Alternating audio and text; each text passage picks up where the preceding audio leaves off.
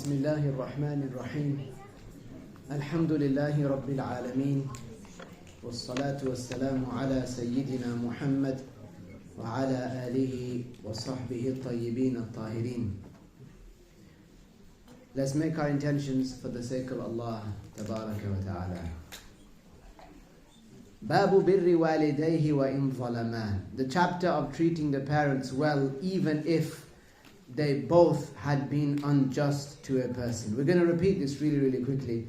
Ibn Abbas radiyallahu anhuma, he said that if a Muslim treats his Muslim parents well, for example, by seeking to be with them in the morning when they first wake up, to ask them if they need anything, to be in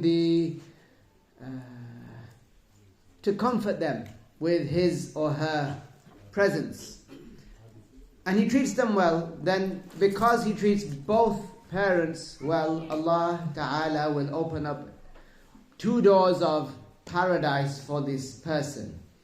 And if there was only one parent, then this would be the case, that it would be 1 door, and that Allah Ta'ala would not, or this person would not attain the acceptance of Allah so long as that parent is not accepting of the child. Here, the companion or one of the students of Ibn Abbas, he said, وَإِن ظَلَمَاهُ, even if these parents, they had been unjust to the child, he said, وَإِن ظَلَمَاهُ, yes, even if the parents had been unjust. An example is if the father had neglected the children. The father had neglected his son or his daughter when they were younger. Like, for example, he was the one who had to provide the obligatory provisions for them, but he ran away. Or he neglected them. He put that on the mother when it's his job. Or he abandoned the children for a long time, and then 10, 20, 30 years later, he appeared again in the child's life, the child who is now a grown man or a grown woman. And they perhaps have their own children, they have their own lives. Suddenly they hear from their father, or they hear from their mother, who in some way was unjust to the child.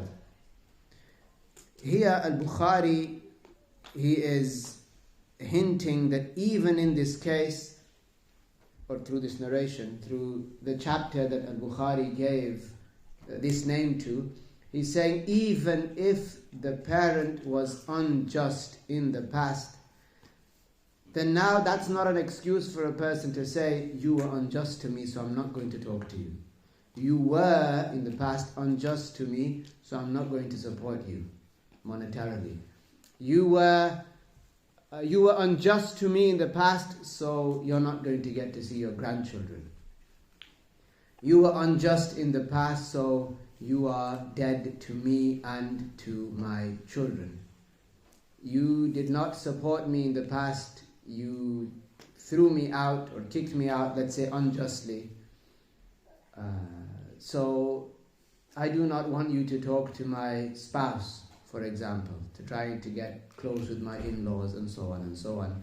This treatment, this type of bullying, this is not acceptable. Even if, we're not saying even if, we're saying let's say if the parent had been unjust to the child, the mother or the father, they had been both, let's say they'd been unjust to the child.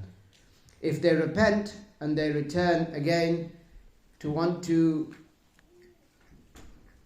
fulfill the ties, to keep the ties of kinship with their child, then it is from the good treatment that the Prophet described, alayhi salatu wasalam, to pardon them and to keep the good ties with them. So Ibn Abbas was asked about this, radiyallahu anhu, and he said, yes, even if they had both been unjust. باب لين الكلام لوالديه. Al-Bukhari, he narrated in this chapter that he called speaking softly to the parents. he said that a man, he once came to, let's just say a man for now. He said, Kuntu ma'a al-Najadat. Al-Najadat, they were a group of misguided people from al-Khawarij. The Khawarij that the Prophet warned against, alayhi salatu wassalam. These people who, if they perform the shape of the prayer and one compares his or her own prayer to their prayer, they would think, oh, my prayer, it's almost like nothing. Because these people, they pray and it seems like they're so concentrated and so God-fearing, and they pray such long rak'ahs, they recite the Quran and so on. So the Prophet said, alayhi salatu wasalam, if you compare your prayer to theirs, you may think that your prayer, it is much, much less. And these people will recite the Quran, but its meanings, they won't go into their heart. Like an arrow, it goes through game, it goes through the prey, it penetrates it. It goes in from one side and comes out of the other. That's how the Quran is with these people, meaning it doesn't go down to their heart. They don't have the correct belief. This is what it means. So this person, he said, I was ma'an najadat. I was with this group of al-Khawarij and najadat. He said, and these people also, among their misguidances is that they say that if a person commits a sin, any sin, they say this is kufr. So if someone drinks alcohol, they'll say this is kufr. If somebody commits ghibah, they'll say this is kufr. If somebody steals something small even, they'll say this is kufr. So this is of course misguidance. This is of course misguidance. They said that if a person performs or commits a major sin, then they will be in hellfire forever without an end. This is misguidance. We know that. We said yesterday, didn't we, that if a person commits a major sin and they die as a Muslim, then they might be forgiven. And if they're not forgiven, they will enter hellfire. But then they will exit hellfire eventually and enter paradise. Is that the modern name, the Khawarij? No, the Prophet said that, alayhi salatu wasalam, al-Khawarij. Nowadays, Al-Azhar, which is the old prestigious Islamic university in Egypt, they said about al-Wahhabiyah, they said, hum Khawarij al-Asr. They are like the Khawarij of today. But the Khawarij, they don't exist as a group today, but their ideas, they exist with some people. So he said that I had committed some sins that I saw nothing less than being major sins. So I mentioned these to Ibn Umar. Ibn Umar, the son of Sayyidina Umar, al-Faruq radiyallahu anhuma. So Umar said to me, or Ibn Umar said, what are they? What are these things that you have committed? He said, so I told him, such and such, such and such, such and such. And then, so he responded to me, Ibn Umar radiyallahu anhuma, by saying, these are not major sins. Instead, he said, the enormous sins, the grave sins, are 9. Now, he didn't mean here that there are only 9 major sins. In another narration, it's mentioned that Ibn Abbas radiyallahu anhuma said that the major sins are closer to 70. 70. Some scholars, they said there are many, many more than that. But our Shaykh in his book Bughyatul Talib, he mentioned approximately 120 major sins across the different chapters. Prayer, fasting, sins of the body, sins of the private parts, the eye. So about 120 and maybe slightly more. So he's just mentioning some of the major sins, and one of them is actually also kufr. He said the grave sins, or among the sins, is al-ishraku billah. Al-ishraku billah means to worship other than Allah. Just note here that if a person, even if they claim that they worship Allah, there's something that they call Allah, but they believe that this thing, it's like them. that it carries one of their attributes. Like a person has a shape. So they think that this thing called Allah has a shape. This is shirk. This is kufr. This makes a person a non-Muslim. That person is considered a mushrik. Don't we say about the people of Quraysh that showed enmity to the Prophet ﷺ that they were mushrikun, right? That's what a mushrik is, someone who worships other than Allah. So even if they call this thing Allah, but they attribute to it attributes of the creation, then they would be committing shirk. In other words, they'd be non-Muslims. So he said, al-ishraku billah wa qatlu nasama. So a major sin is to kill unjustly. He said another major sin is al-firaru min az-zahaf, to flee the battlefield. So when the battle lines are drawn, the two armies, the Muslim army and the opposing army, they are standing there for some of the Muslim men to flee out of fear. To flee, because when they flee and others see, oh, the left flank is now weak, look at those people running away, then they become audacious as well, and they start to flee as well. This weakens the hearts of the other Muslims. That's why it's an enormous sin. He said, وَقَذْفُ الْمُحْصَنَةِ, to attribute a woman who is chaste, a woman who is pure, a woman who has not engaged in obscenities, to accuse her of being obscene, to accuse her of obscene acts. It's an enormous sin. وَأَكْلُ الرِّبَى, to consume what is the result of a riba. A riba means to engage in a transaction with a Muslim where because of the transaction someone gets an extra benefit. Like if somebody said to you, if a Muslim said to you, I'll give you £100 that you want, okay, but you have to give it me back, and every Sunday you have to let me use your car. That's a major sin. I'll give you a simpler example. If you needed money from somebody, you needed to pay a bill or something, and you said to someone, can you give me £200? I'll give it you back. They said, yeah, I'll give you £200, but on the condition that you give me back £200 and 5p, or £200 and a penny. That extra penny, because of it, the whole contract becomes invalid, and that person becomes a major sinner. This is called riba. And like that, there are many different scenarios where if this concept is present, then it's an enormous sin. That's a riba. Another major sin, he said, is وَأَكْلُ مَالِ الْيَتِيمِ, to consume the wealth of an orphan. An orphan is a person whose father dies while they are not pubescent. So, you can't have a 30-year-old yatim. Some men say that. Some men, they'll get into their 40s and 50s and say, oh, I'm a yatim. Oh, you're a yatim. No, you're not a yatim. A yatim, your yutum, which is being an orphan, stopped when you became pubescent. So, a person, when if their father dies, because the father would provide, is supposed to provide. When the father dies and that person is non-pubescent, then they become a yatim.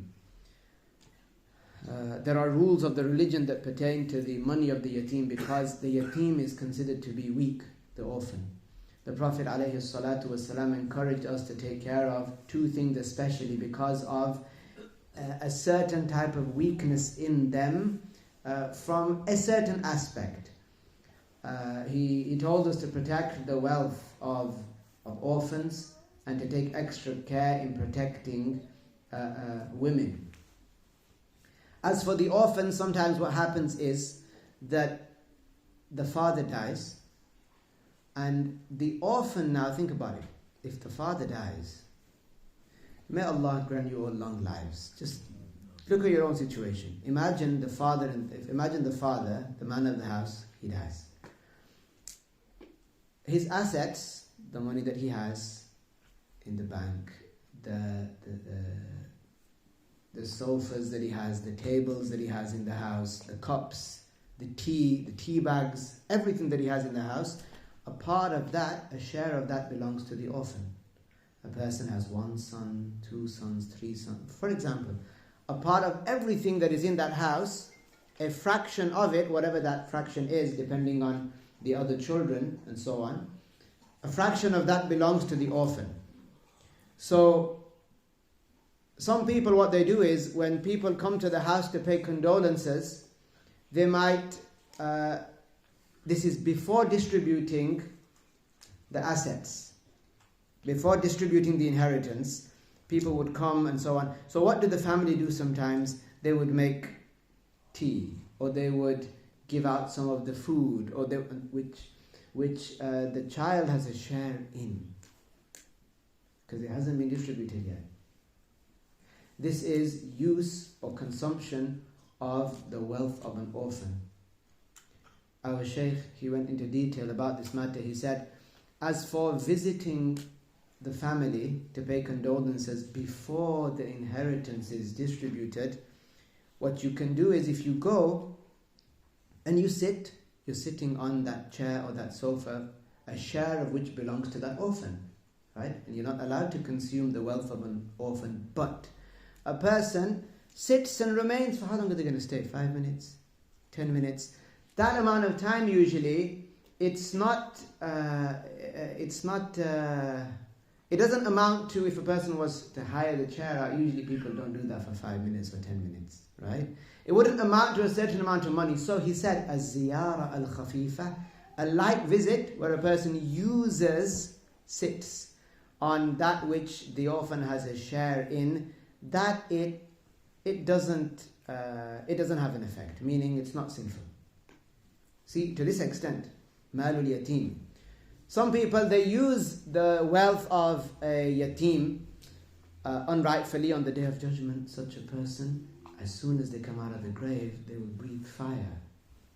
Their throat will burn, their mouth will burn, their gums will fall off. Fire will come out of their mouth because they consumed the wealth of an orphan. It's an enormous sin. Allah revealed in the Quran, إِنَّمَا يَأْكُلُونَ فِي بُطُونِهِمْ نَارًا, which literally means that it's as though their stomachs consumed fire. يَأْكُلُونَ فِي بُطُونِهِمْ نَارًا. So it's an important issue to keep in mind. If a person doesn't know, then they ask. Sometimes, for example, if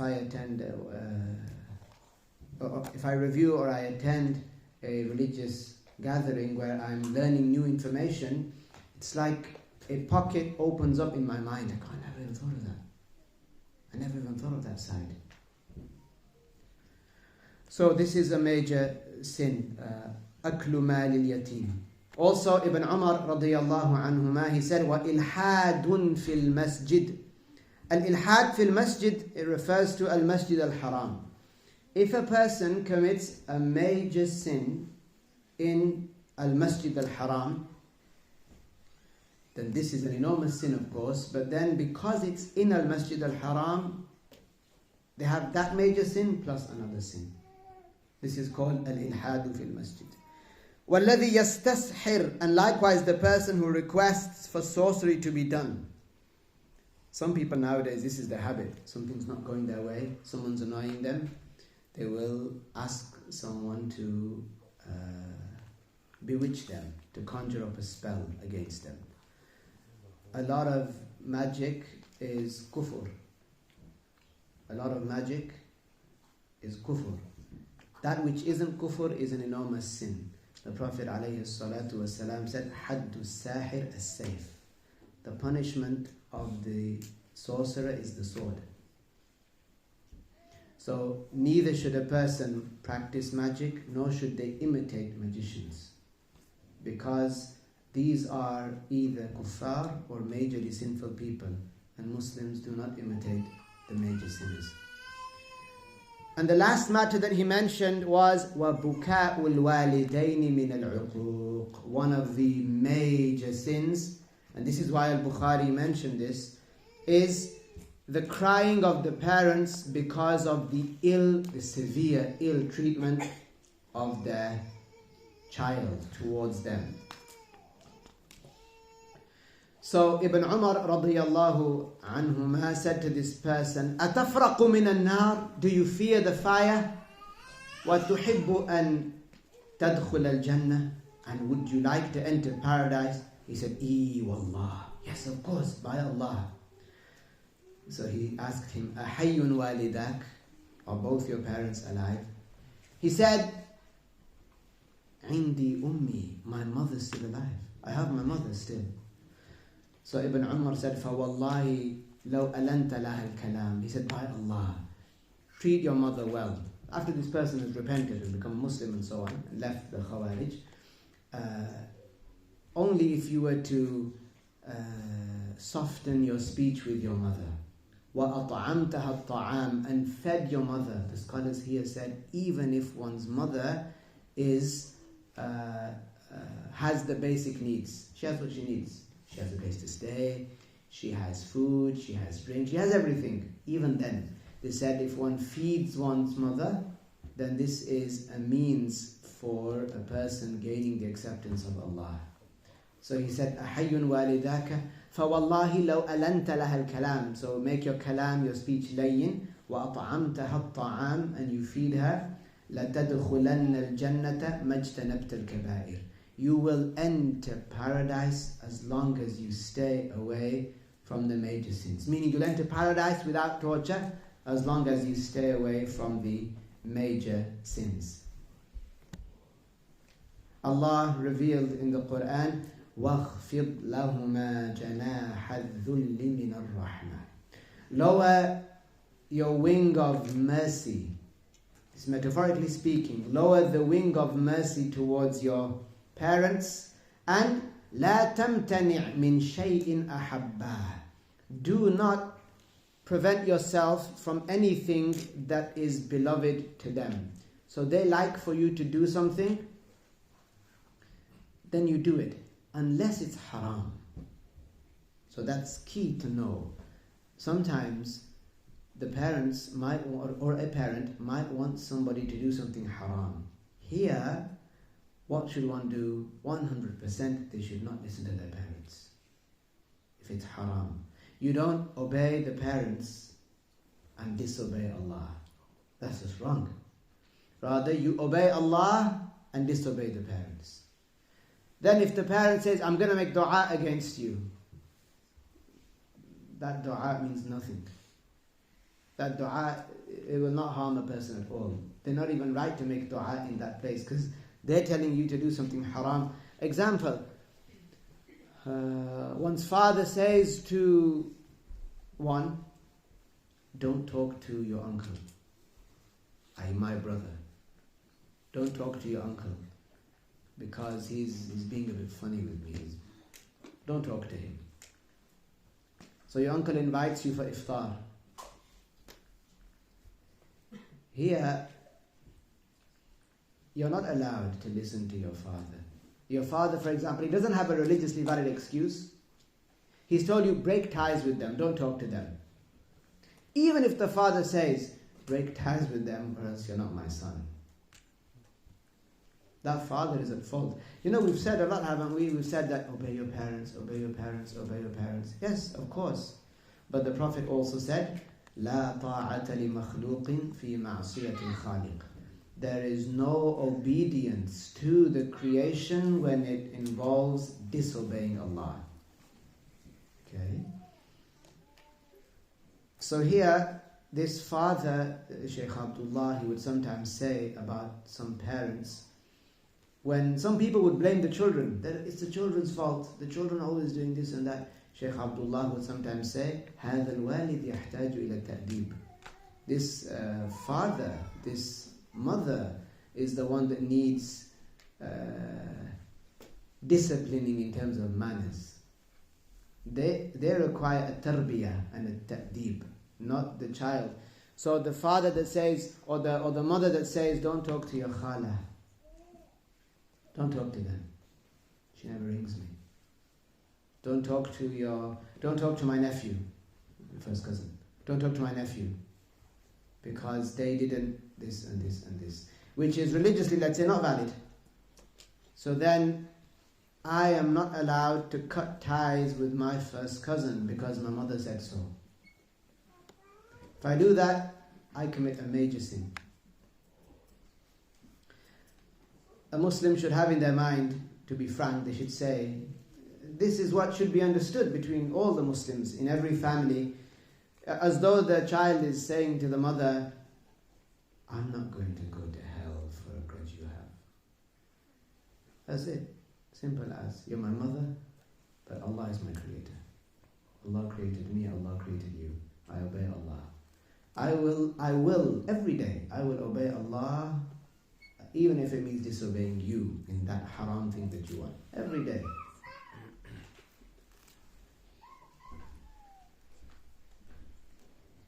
So this then, some ignorant people, some ignorant parents, they think that they have this grip over their child, that I'll make dua against you. They'll say, I'll make dua against you. What does it say? Badwa laksiya. Badwa. Yeah? I'm going to make a dua against you and things are going to turn bad for you. So some people, because they don't understand, because they didn't learn the rules of the religion, unfortunately, they think that, oh well, this is a type of bullying, blackmail. That's what it is. Based on what? Nothing. Nothing, subhanallah. See, the rules of the religion are very important. If everybody learned the rules of the religion, then they would be able to, they'd know their rights. And people wouldn't be able to pull the wool over their eyes. Babu jaza'il walidain. That's something I forgot to mention. A person, therefore, should look at what pleases their mother and what pleases their father. Okay? They should look at what pleases their mother more. Because the Prophet said 3 times in a narration, 4 times, ummak, ummak, ummak, ummak, thumma abak. So, if they both want you to do something permissible, your mom says, wear the blue one. And your dad says, wear the black one. What do? You wear the blue one. You wear the blue one. The father should be intelligent as well and religiously knowledgeable. So, for example, you have a child and the child wants to do something. Now, as long as it's permissible and it's not haram, then even the father should say, listen to your mom. Listen to your mom. Your mom wants you to do that? I don't agree, but listen to your mom. I say, wear the black one. Listen to your mom. Wear the black one. Listen to your mom. Okay? Unless it's something that is halal and haram. If the mother wants the child to do something haram, then here, of course, it doesn't matter who it is, the father, the grandfather, the neighbor, the butcher, the baker, whoever, the mechanic, if they are upon the truth, then the child would disobey the mother. Of course. There are no 2 ways about that. And a person should obey the parents even if it's something that they don't really want to do. As long as it's not haram. If it's something that will please the parents, then they should do that. Babu jaza'il walidain. The chapter of recompensing the parents. How to, let's say, pay them back. Yeah, just stop here. Subhanallah. Let's say La ilaha illallah and as-salah ala nabi. La